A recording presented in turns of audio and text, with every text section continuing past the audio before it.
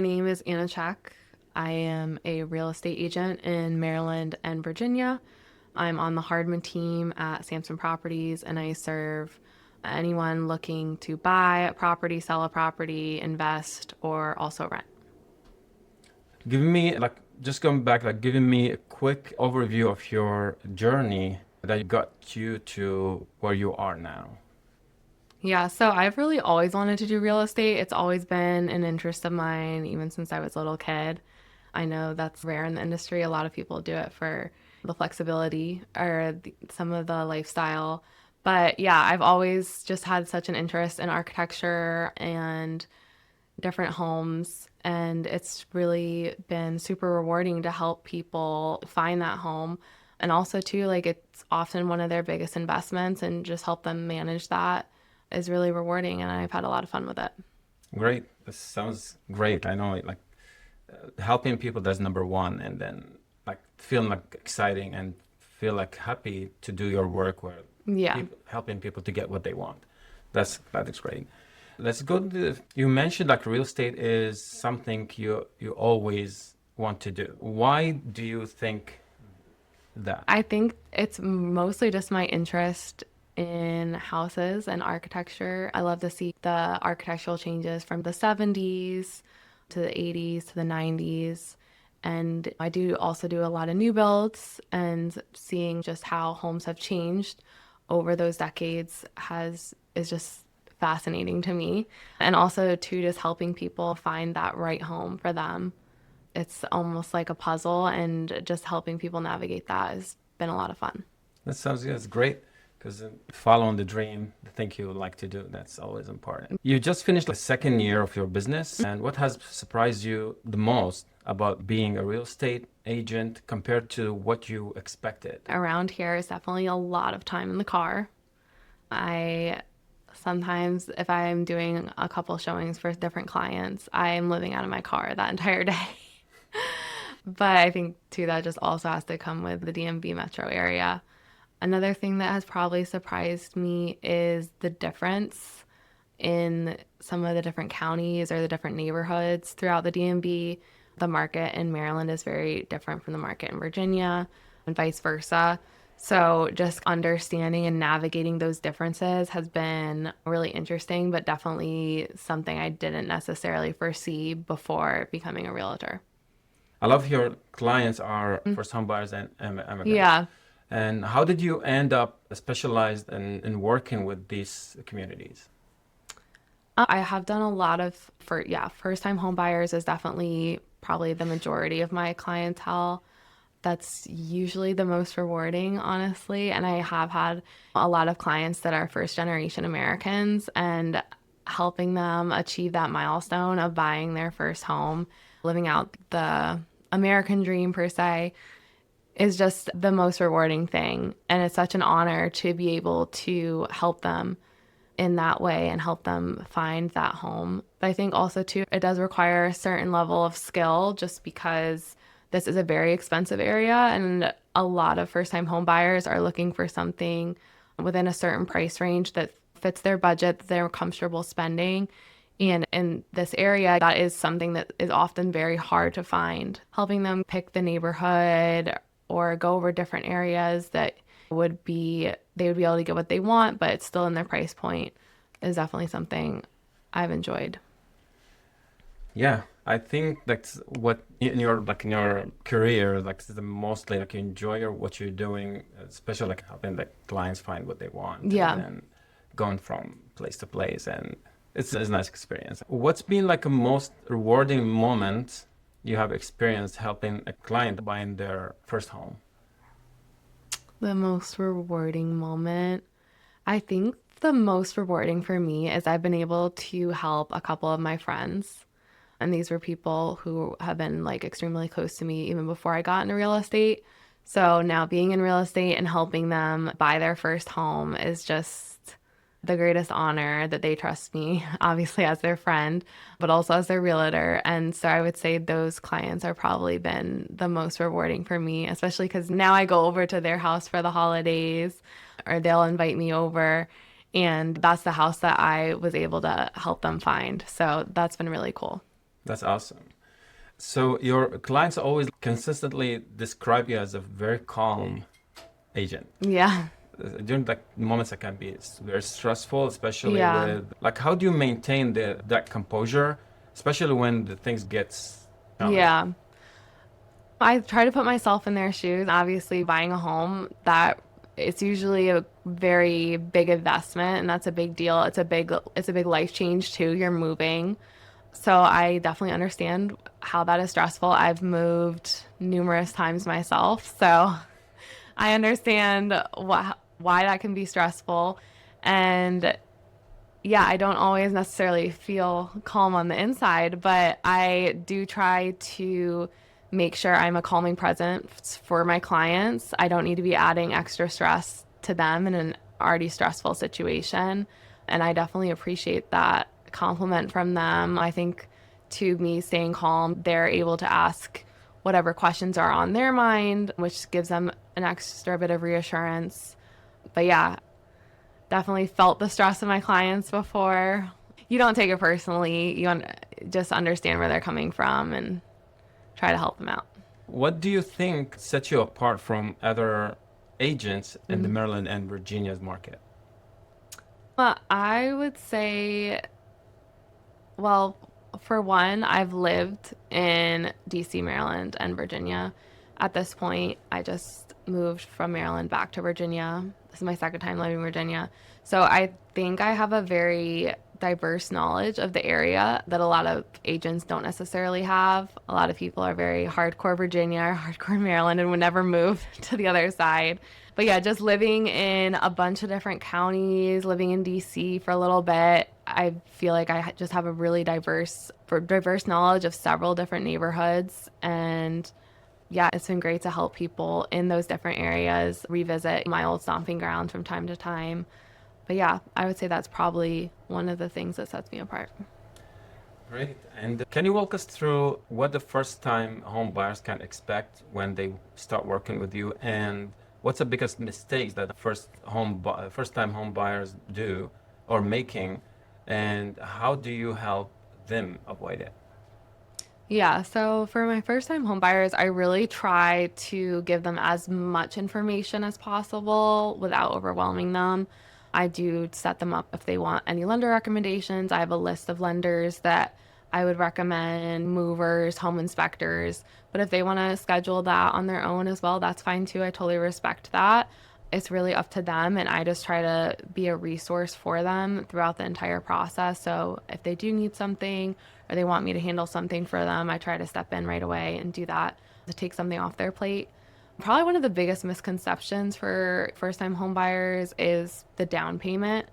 A lot of people think they need to come to the table with 20% down plus closing costs. This is an expensive area that can get expensive very quickly, and that's really not the case. I've had people bring like less than 5 grand to closing day. I've had people get checks back, money back on closing day, which has been great. So the minimum down right now is 3 to 3.5%. And a lot of times you can qualify for a first time home buying program that gives you down payment or closing cost assistance. And so you really don't need to come up with that much cash. I always recommend if you're interested in buying a home that you reach out and we'll discuss if you could qualify for a down payment assistance program and how much money you have to save. I think a lot of people do make the mistake of they wait and they feel like they're ready and then they reach out, when I think it would be more helpful if they were to reach out way before they want to buy a home, so that way they can just plan ahead accordingly and make sure they have all their ducks in a row, and then also have an understanding of what the finance aspect of it is. This sounds great, the way you explain it like ahead for the clients to what they expected and then to avoid the mistakes. This information is very important for the buyer to know. Yeah, absolutely. That's great. That's great thing you do. And let's bust the comment myth. So a lot of people still thinking they need 20% down to buy a home. Can you break it down like what's actually required today? Yeah. So minimum down would be 3%. That's without any home buying assistance programs. Maryland has a lot of great ones on that. Virginia has a few as well. But yeah, minimum would be 3% and then plus closing costs. So closing costs is going to include stuff like your property tax, escrow, homeowners insurance, your titling and recording fees regarding the deed.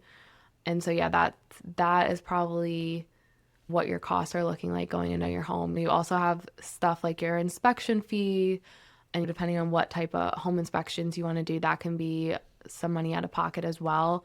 But really, that's usually pretty manageable, I find, for most clients. It's more so just what they have when they're going to the closing table. Just like what programs or resources are available for the first time home buyers that more people should know about? Okay. In Maryland, there are a lot of great ones. There's also grants that if you qualify for a grant, you don't ever have to worry about repaying that money. I've had clients qualify for that. Or MMP is a big one in Maryland. That's probably one of the most common first-time homebuyer programs that my clients would use. But yeah, it really just depends on how much you make and what you're looking to buy. And without talking to a lender, you're not going to know if you're able to qualify for those programs. That sounds good. And what are you seeing in the current Maryland and Virginia real estate markets right now? And what do you think the market is heading in 2026? What should buyers and sellers be prepared for? Yeah, so the market towards the end of 2025 definitely has slowed down quite a bit from the past few years, which has been really great for home buyers. We're able to negotiate a lot more, get a lot more seller concessions, closing cost assistance, or just lowering the sales price overall. But I do think that interest rates now are slightly lower than they have been in the past year or so. I think in the spring, potentially, the market is going to make a comeback and things definitely could get competitive again. I don't ever think you really can 100% predict the market. Lots of people try, and I try to stay away from that. That sounds great. Yeah, I assume like the market since last year is dropping, and then I think like between the buyers and sellers, who's getting more benefit on this one? Right now, I would say probably the buyers have a leg up. Yeah, for sure. The buyers in both Maryland and Virginia right now. And what's the one thing someone should do before even they call like a real estate agent if they are thinking about buying a house? I would say credit score is a big one. Maybe if you're thinking of buying in the next year, make sure you know what your credit score is. And if it's lower on the lower end in the 600s or below, then see what you can do to bring your score up because that's going to save you a lot of money on interest rates. And also, too, it's going to determine what type of loan and what type of home buying assistance programs you'd be able to qualify for. So, yeah, definitely knowing your credit score and just working to bring that score up little by little. Doesn't making sure like we don't ruin the credit score before we thinking about buying a house, even cars Yeah. and what. Yeah, absolutely. Yeah, that's great. And how is it important to get like a pre-approved versus pre-qualified? And what's the difference between pre-approved and pre-qualified? Sure. So pre-qualified, you can get pre-qualified within a matter of minutes online through most banks. You usually just fill out an online application and then you'll be pre-qualified within a few minutes. It's usually, sometimes they're accurate, sometimes they're not. Pre-approval is when a lender is actually reviewing your financial documents, reviewing your loan application, and then making a determination from there. They're also often usually talking with you about your budget. You might be pre-approved for 600,000, but you might only want to spend 400,000, and that's a big difference. Pre-qualification letter isn't going to give you that. Getting pre-approved and having a discussion with a lender not only gives you more information, but it also makes when you're looking for a home a lot easier. I will not submit any offers, obviously, without a pre-approval letter. You have to have a pre-approval letter to submit an offer, or at least if you want your offer to be taken seriously at all. Getting a pre-approval letter is definitely the priority. So the like Pre-qualifying is easy process, and the pre-approval, that's, I'm sorry, opposite? Pre-approval isn't necessarily hard. Usually I've had clients get pre-approved in a couple hours, but you do have to speak to a lender and you do have to submit usually like a couple, either your W-2, a couple pay stubs, sometimes tax returns. I also, a lot of my lenders will fully underwrite my clients before giving them a pre-approval letter. So that makes sure that they're able to qualify. They're sending their application through underwriting ahead of time before we're under contract. That ensures they're qualified and that once we are under contract, there will be no roadblocks in that sense. And that's also been really helpful. A lot of my clients have overtime, and without getting fully underwritten, it's hard to pre-approve somebody when their income is significantly coming from overtime hours. That's good to know. So, like for someone who's nervous about the home buying process, what do you tell them to ease their concern? Really, I never put any pressure on my clients. I don't come from a sales background. I don't find myself salesy at all. So I'm really on their time. I'm working for them. I'm trying to be a resource for them. But really, they're the ones who are putting the gas pedal down in a sense. There's really no rush. I can help you meet a certain deadline. Absolutely. I don't ever have a deadline for my clients. That's really them to determine their timeline. And sometimes it takes a while for you to find that right property, depending on what you're looking for. And I would never want to rush somebody into a home. That's not how I run my business at all. I really try to adhere to what my clients ask of me and what timeline. Great, cool. So what's your best advice for someone trying to buy a house or try to buy in today's competitive market? My best advice would be to come prepared. And part of coming prepared would be talking to a lender. Make sure you have a realtor, because without a realtor, you don't have anybody to advocate for you. You have no representation. And we also know that process inside and out. So yeah, I would just say come prepared and make sure you're working with the real estate professional and the mortgage lender that are going to support you throughout the process. Yeah. And your team like does quarterly client events. Yeah, so I'm on the Hardman team. Our office is based out of Gainesville, Virginia. We have agents who serve Maryland, DC, and Virginia, and West Virginia now as well. And we have quarterly client events. They look a little bit different each year, but one that does remain consistent and I think is definitely a fan favorite is our Oktoberfest. We do it at True Vale Brewery out in Haymarket. And honestly, it's just one huge party. We will cook different food, free drinks for our clients. We have a lot of games, stuff to keep the kids entertained. But yeah, we have such a ball, and we really try to invite our clients out to these events. It's a little bit of us giving back to them, but also too, it's always great to see past clients out there, catch up with them, see how the family's doing, and yeah. It sounds great to keep in touch with your clients and make them feel like you're always there for them. It's not only one time or selling or buying and then that's it. They feel like there's a relationship beyond that's business. Yeah, absolutely. That's nice. Sounds good. And you're active in Instagram and TikTok. Yes, I'm working on my TikTok still. So how has the social media helped you build a relationship with your clients? Social media nowadays is almost like another CRM. I think through my social media, my clients definitely have gotten to know me a little bit better. I also have a lot of friends that follow me on my social media, so they're able to see what I'm doing in my business. And yeah, I think it's just also too giving them information about real estate. Information is power. And yeah, I think it's been really helpful in that sense as well.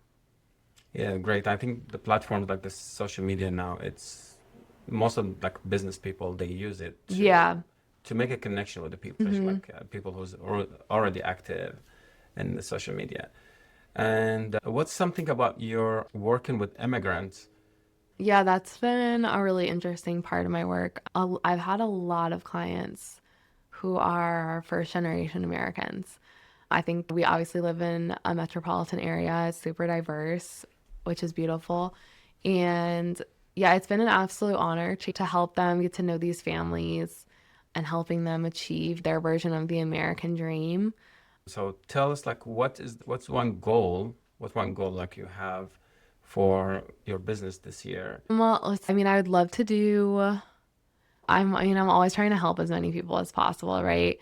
My goal for this year, I would say I would love to explore some new areas that I haven't worked in yet. I worked a lot in Maryland and in Virginia, but now that I've moved back to Virginia, I'd like to dive more into the Virginia market while keeping up with Maryland as well. But yeah, I would say that's my goal for 2026 is to dive a little deeper into the Virginia market for sure. Yeah, that's nice. And we wish you like to the best and success for your like achieving your goal and helping more families to buy or sell houses. Thank you. That's great.